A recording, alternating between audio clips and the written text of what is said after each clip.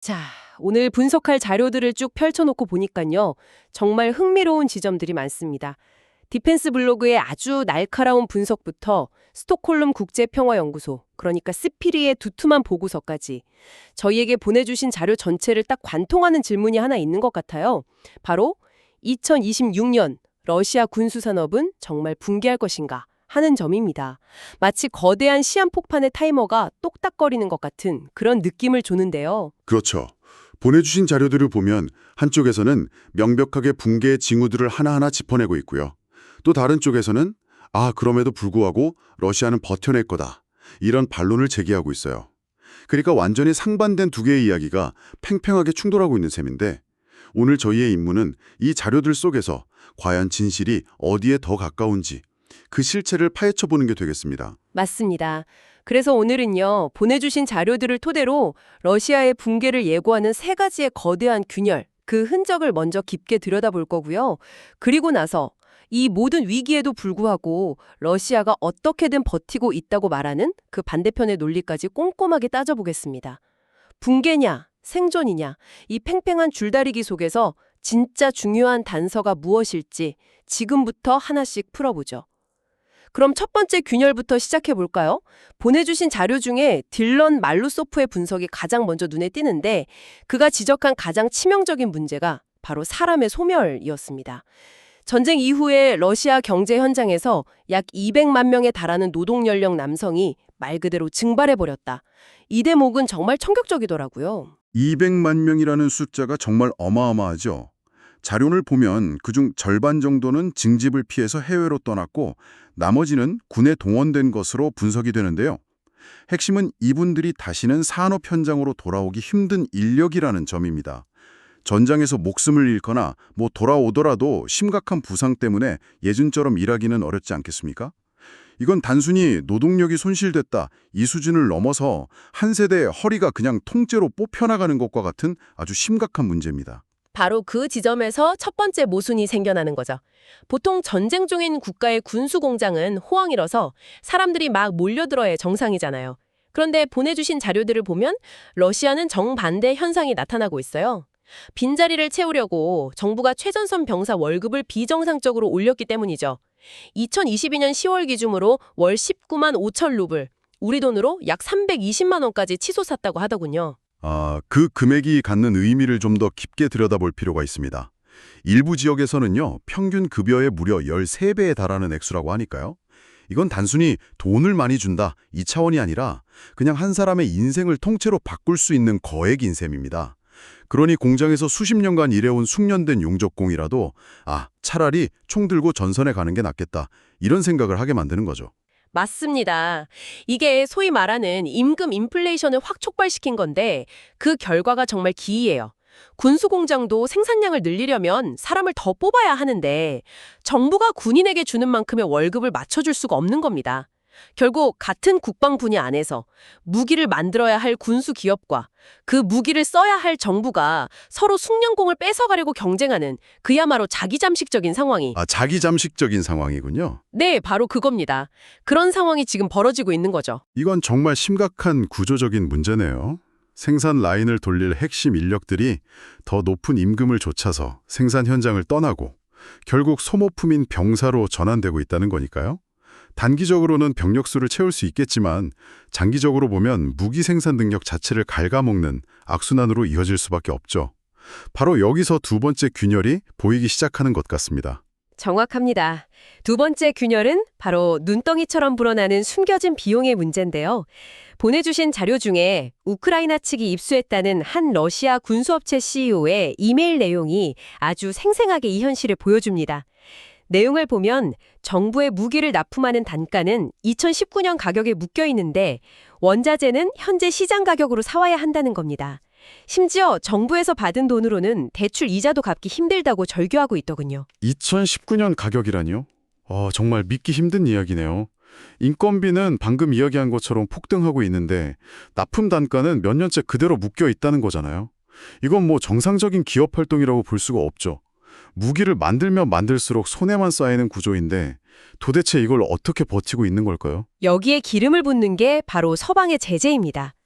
물론 표면적으로 러시아 경제는 제재 예상보다 잘 버티는 것처럼 보였죠. 하지만 그 이면에서는 보이지 않는 비용이 기하급수적으로 불어나고 있었습니다. 특히 미사일이나 정밀 기기에 들어가는 반도체 같은 핵심 부품들이요. 공식 수입이 딱 막히니까 복잡하고 불투명한 제3자 거래망, 그러니까 일종의 암시장을 통해서 부품을 조달할 수밖에 없게 된 겁니다. 그리고 그 결과는 엄청난 비용 상승으로 이어졌겠네요. 그 자료에서를 지적했듯이 여러 중간 상인을 거치고 제재를 뚫는 데 따르는 위험 부담 프리미엄이 붙고 복잡한 물류 비용까지 더해지면서 일부 부품 가격은 제재 이전보다 무려 100배나 추속기도 했다는 대목이 나옵니다. 100배요?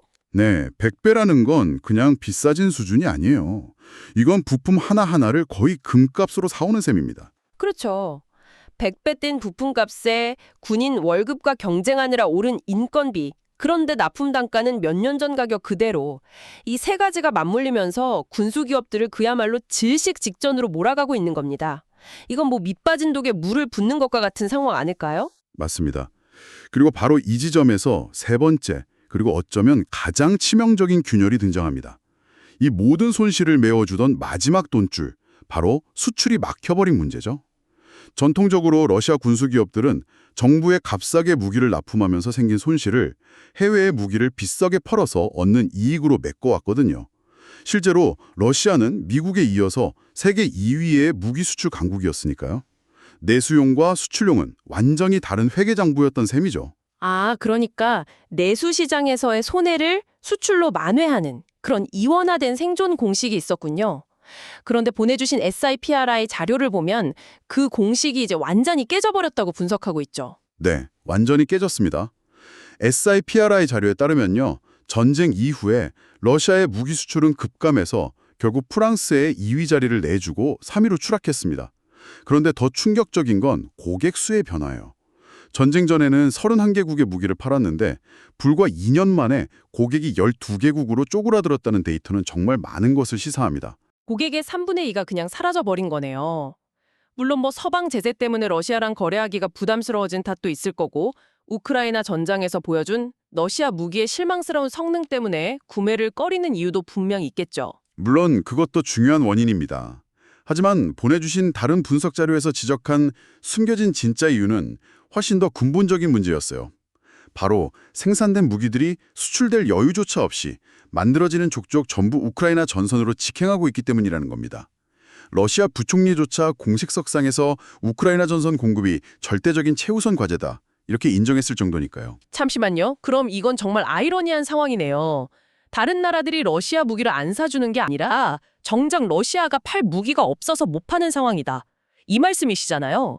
유일한 수익원이었던 수출기를 자기들이 일으킨 전쟁 때문에 스스로 막아버린 셈이군요. 정확합니다. 그 때문에 수십억 달러 규모의 계약들이 줄줄이 공중분해됐죠. 이집트는 최신의 전투기인 SU-35 도입 계약을 취소했고 가장 극적인 사례는 역시 필리핀입니다. 무려 12억 달러, 우리 돈으로 17조 원이 넘는 규모의 Mi-17 헬리콥터 계약을 백지화했으니까요. 이건 단순히 돈을 못 번 게 아니라 수십 년간 쌓아온 무기 수출 시장의 신뢰와 영향력을 한꺼번에 잃어버리고 있는 겁니다. 17조 원짜리 계약이 날아갔다니. 아, 정말 뼈 아프겠네요. 자, 여기까지 정리해보면 정말 총체적인 난국입니다. 안에서는 사람이 빠져나가고 부품값은 100배나 뛰는데 밖에서는 유일한 수익원이었던 수출길까지 막혔다. 이 정도면 2026년 붕괴설이 정말 현실적으로 들리는데요. 그렇죠. 그리고 이런 거시적인 위기는 보내주신 자료에 나온 구체적인 기업들의 사례에서도 명확히 드러납니다. 러시아 최대 탱크 제조업체인 우랄바곤 자보드, UVZ의 사례가 대표적이죠. 이 회사가 2026년까지 인력을 최대 50% 감축하는 구조조정 계획을 발표했다는 소식은 정말 충격적이었습니다. 전쟁 중에 탱크가 그 어느 때보다 필요한 시점에 최대 탱크 회사가 인력을 절반이나 줄인다니요. 이건 정말 러시아 군수산업이 무너지고 있다는 강력한 신호로 해석될 수밖에 없겠는데요. 저도 처음 그 헤드라인을 봤을 땐 그렇게 생각했습니다. 그런데 여기에 아주 흥미로운 반전이 숨어 있더군요. 보내주신 자료를 더 깊게 파고들어 보니까 이 구조조정의 진짜 원인은 탱크 생산 같은 국방 부문이 아니었습니다. 바로 서방 제재로 수출이 막힌 철도 차량 사업부의 수요 감소 때문이었어요. UV제트가 탱크뿐만 아니라 철도 차량도 만드는 거대 복합 기업이었던 거죠. 아, 그런 내막이 있었군요. 그러니까 탱크 생산 라인은 어떻게든 돌리고 있는데 엉뚱하게도 다른 사업부가 타격을 입으면서 회사 전체가 휘청이는 모습이 겉으로 드러난 거군요. 이건 정말 겉으로 드러난 현상만 보고 속기 쉬운 부분이네요.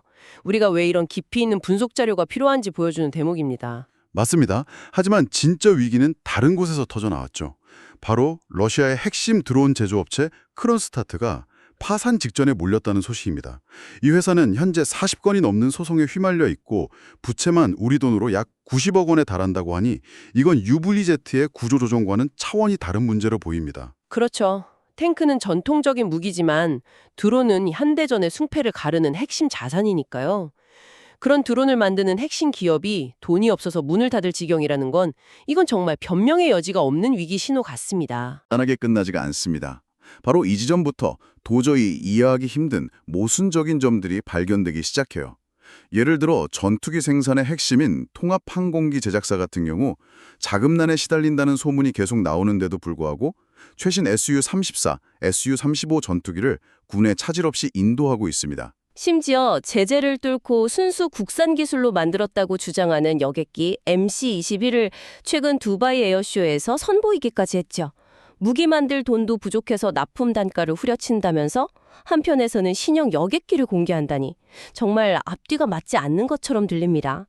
아까 말씀하신 파산 직전의 드론 회사 크론슈타트의 위기는 또 어떻게 설명해야 할까요? 크론슈타트의 파산 위기를 다른 시각에서 볼 필요가 있습니다. 그 회사의 부채가 우리 돈으로 약 90억 원, 달러로는 700만 달러 정도입니다. 이걸 국가적인 관점, 푸틴의 입장에서 한번 생각해보죠. 지금 우크라이나의 정밀 타격으로 한 대 수억 달러짜리 S-400 방공 시스템이 계속해서 파괴되고 있습니다. 그런 마당에 과연 700만 달러라는 빚 때문에 국가의 핵심 드론 생산 라인을 멈추게 내버려 둘까요? 그렇게 비교하니까 금액이 확 다르게 보이네요.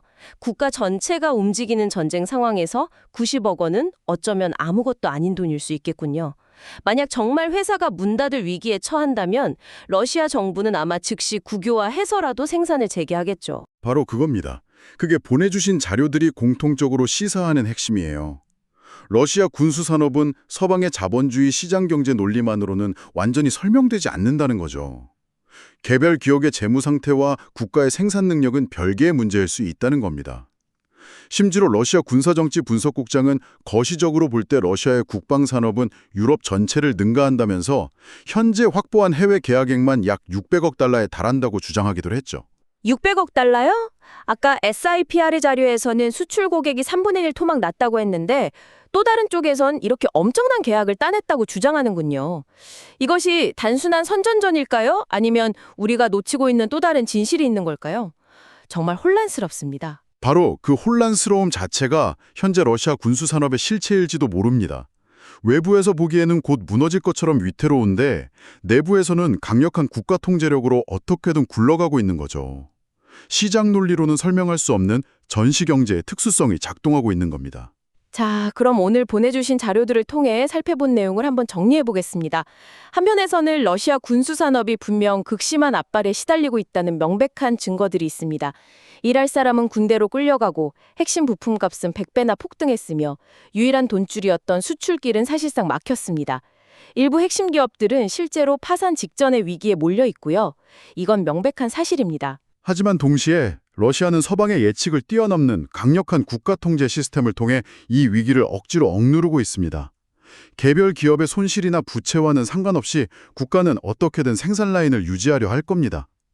파산 직전의 기업은 국유화를 통해서 살려내고 부족한 부품은 웃돈을 주고서라도 암시장에서 구해오겠죠. 결국 2026년 분괴설은 시장 경제의 논리와 전시국가 통제라는 두 거대한 힘 사이의 팽팽한 줄다리기라고 볼 수 있겠네요. 분괴로 향하는 원심력과 어떻게든 버티려는 구심력 중 어느 쪽이 먼저 한계에 도달하느냐의 싸움인 겁니다. 숫자와 데이터는 분명 붕괴의 가능성을 가리키고 있지만 그 숫자를 무시할 수 있는 정치 권력의 힘이 얼마나 오래 갈지가 관건이겠군요. 그리고 이 모든 숫자와 분석 뒤에는 수많은 사람들의 고통과 희생이 숨어 있다는 사실을 잊어서는 안 될 것 같습니다. 전쟁이 길어질수록 그 고통은 양쪽 모두에게 깊어질 테니까요. 하루빨리 이 끔찍한 전쟁이 끝나고 평화가 찾아오기를 바라는 마음입니다. 오늘 저희가 함께 깊이 파고든 이 자료들을 보시면서 이 팽팽한 줄다리기의 끝이 어떻게 될 것이라고 생각하시나요? 보내주신 자료들이 던지는 궁극적인 질문은 결국 이것인 것 같습니다. 과연 시장에 보이지 않는 손이 이길까요? 아니면 국가에 보이는 주먹이 이길까요? 어쩌면 붕괴라는 것이 우리가 생각하는 것처럼 하루아침에 모든 것이 멈추는 형태가 아니라 내부부터 서서히 썩어 들어가는 방식으로 아주 길고 고통스럽게 진행될지도 모른다는 생각이 드네요. 오늘 이야기가 도움이 되셨다면 좋아요 한 번씩 눌러주시길 부탁드립니다. 그리고 주변에 군사 정치 문제에 관심 있는 가족이나 지인이 계시다면 이 영상을 공유해주세요. 함께 이야기 나누는데 좋은 자료가 될 겁니다. 앞으로도 저희 전쟁 시사 채널에서는 러시아 우크라이나 전쟁과 관련된 깊이 있는 분석을 계속 전해드릴 예정이니 구독 버튼 누르시고 저희와 계속 함께 해주시면 감사하겠습니다.